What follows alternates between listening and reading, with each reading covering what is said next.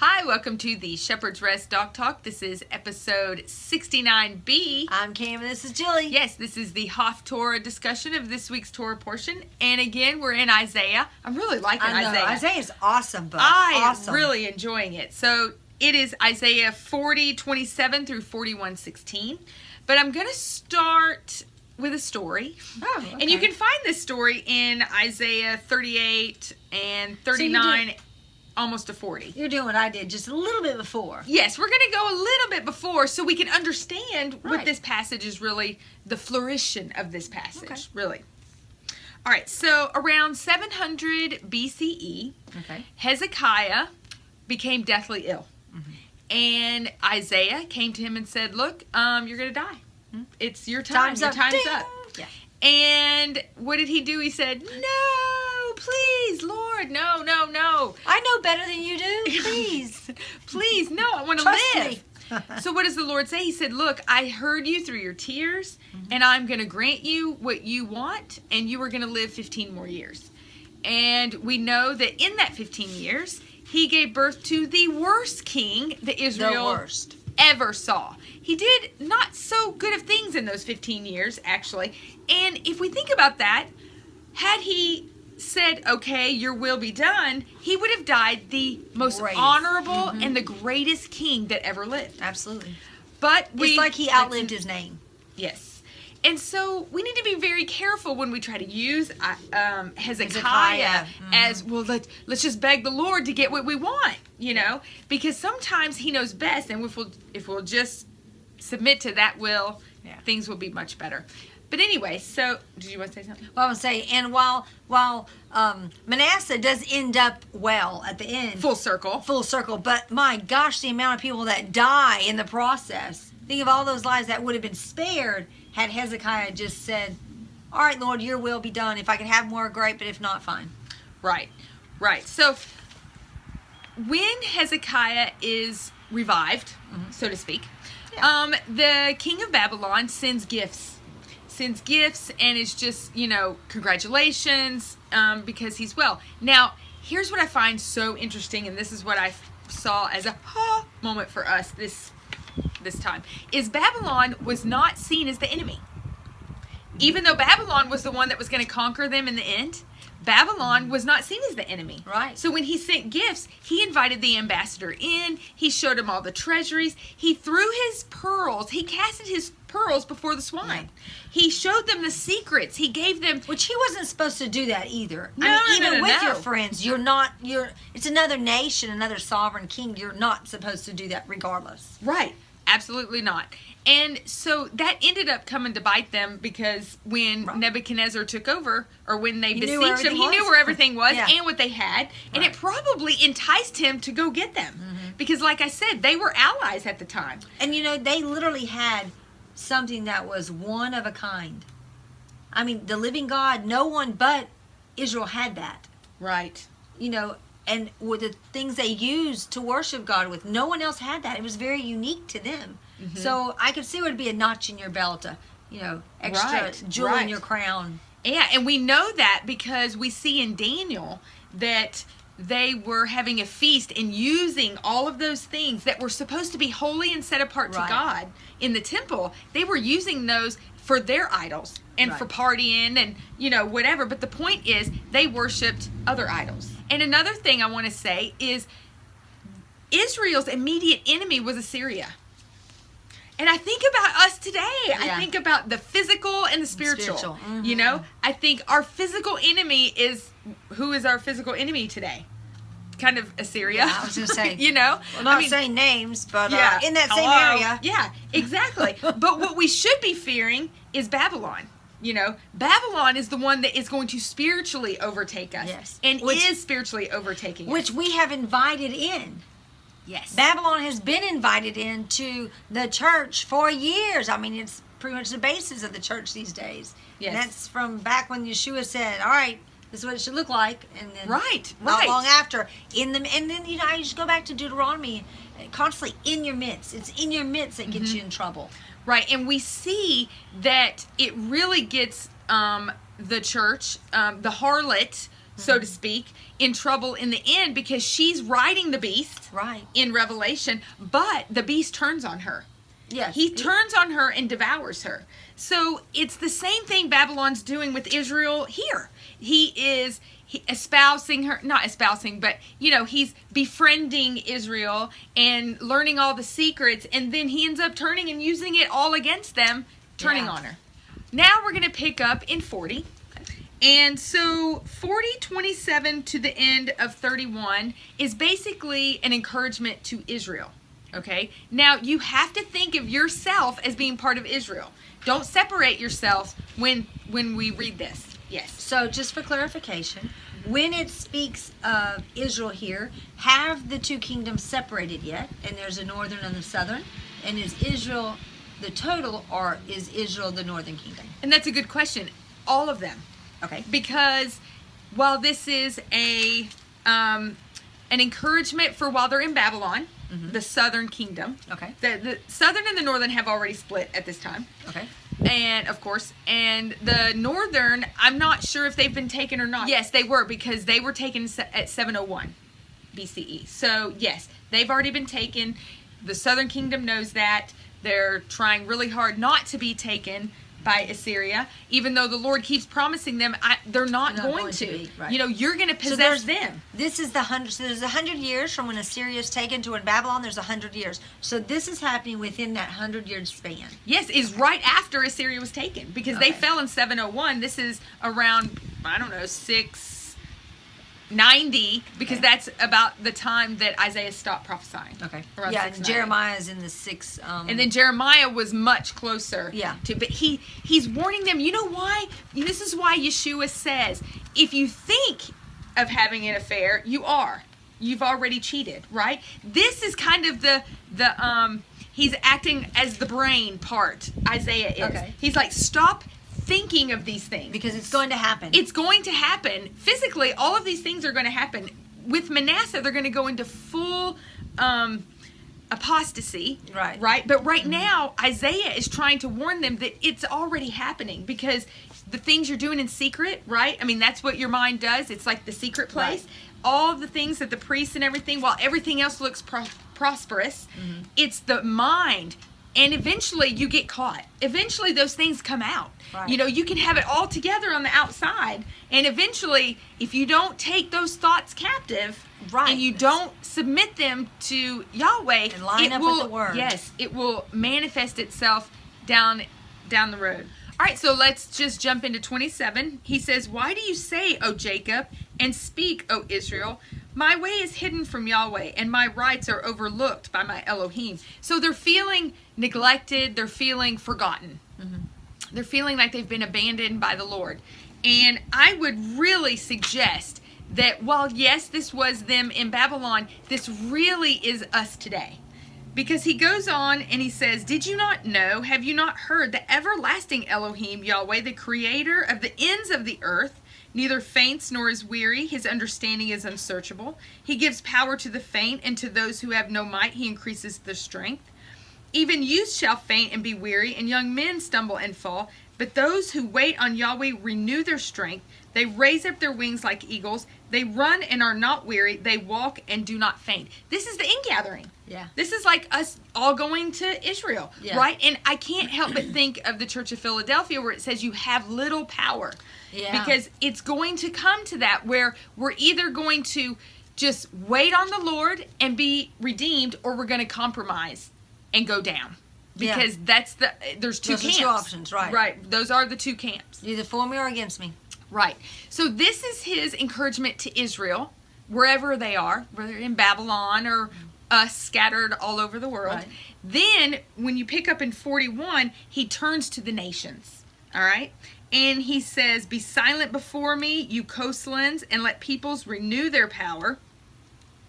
Let them come near, then let them speak. Let us come together for right rulings. So, he's come. Right. Come.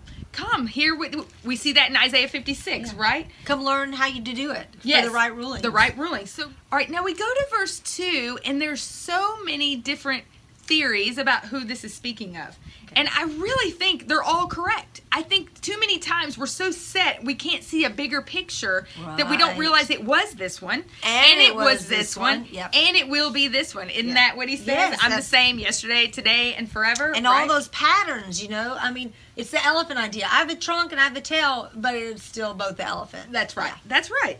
All right, so in 2 it says, who raised up the righteous one from the east, called him to his foot, gave the nations before him, and made sovereigns submit to him. He gave them as the dust to his sword, as driven stubble to the bow. He pursued them, passed over in safety by a path that he has not gone with his feet. Okay, so stop right here.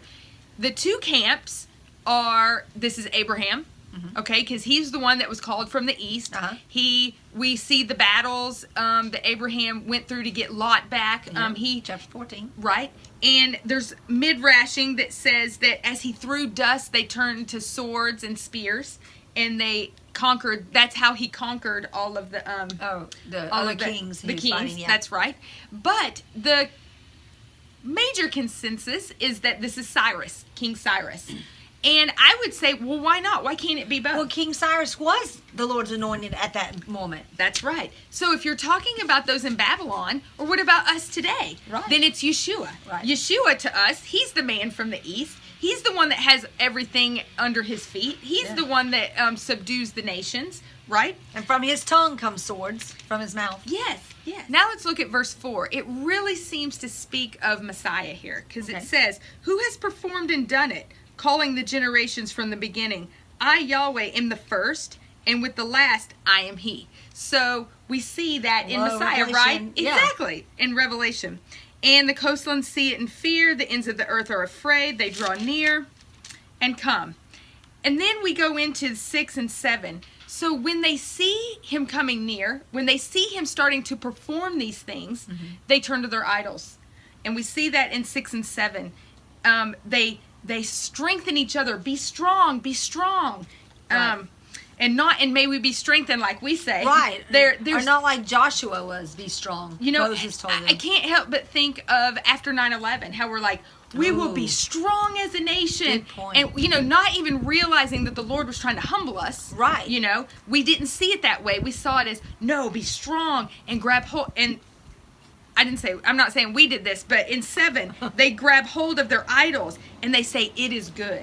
Well, that's denying the Creator, because as he created, it was, it is good, it is good, it is good each day. So we see that these people, the nations, are trusting in their idols. And he goes into 8 and says, but you, Israel, are my servants, Jacob, whom I have chosen, the descendants of Abraham who loved me. Now this is why this passage is chosen for this week's Haftarah.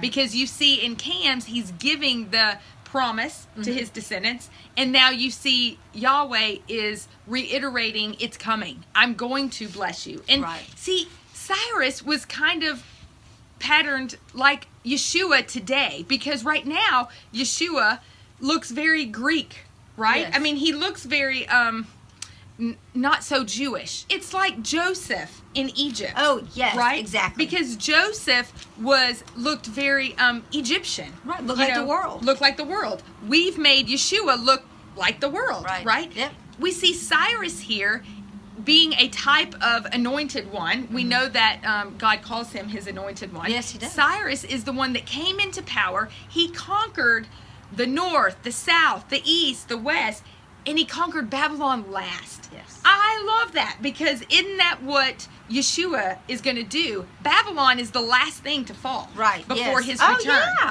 Yes. It's the last thing, because it is the most dangerous, because it comes as an angel of light. Angel, yes, that's what I was going to say. It comes as an angel of light. It looks good. It looks promising. It looks like your friend. It looks like we can be friends, and I can show you all the secrets of Yahweh, and then he just exploits them, and that's what the church did. Right, and here's the thing to me that makes it even more dangerous is because we go about wanting to do what's right, and then we get this nice little item we'll just say idol. Okay, there's this nice idol. We get this idol, and then we accept it, and then we do these things, this homage, or let's just say, oh, I'm going to pray to this so that you'll be healthy. And then when we're addressed with, what are you doing? Well, so is it wrong for me to pray for my friend to be healthy? Right. Is it we don't wrong see. For me to right. be? I mean, look what I'm doing. I'm doing a good thing. You're calling that bad, and missing that it wasn't that the act of hoping your friend was healthy was bad. It's the way in which we're going about doing it is what was perverted. Right. And that's the danger of Babylon. Yes, that amen. Like we could end there. Because that is exactly how it works. Yeah. I mean, exactly. Now, like I said, I just see so many parallels to today. Okay. And 9 is a good one. It says, whom I have strengthened. It's talking about Israel. Mm-hmm. From the ends of the earth, and called from its furthest parts, and said to you, you are my servant, I have chosen you, and have not rejected you. This is where we're at right now. That's how I feel. We have a choice. We can do the idol thing, or we can wait upon the Lord and get renewed strength. Yeah, right. And but we see, will be this renewed. one, the one with the idol, looks stronger.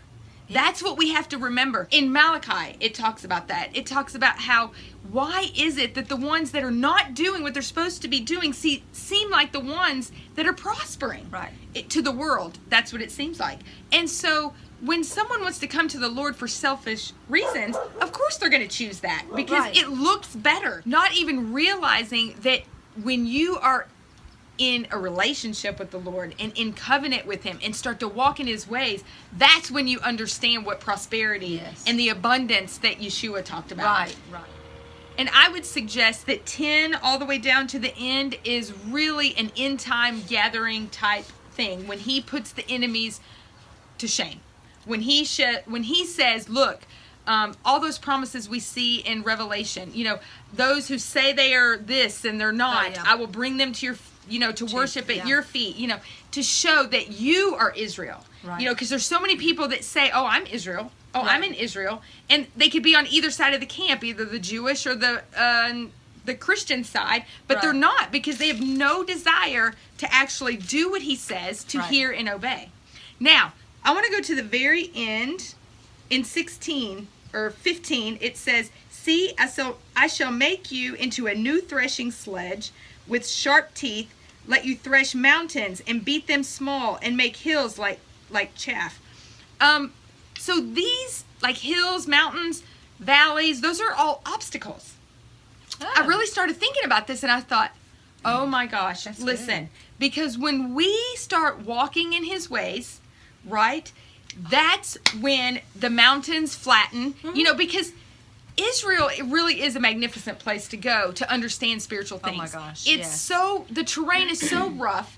You could be at the Dead Sea, and then the next thing you know, you're way up here in Jerusalem. And that's just like an hour or so drive. Right.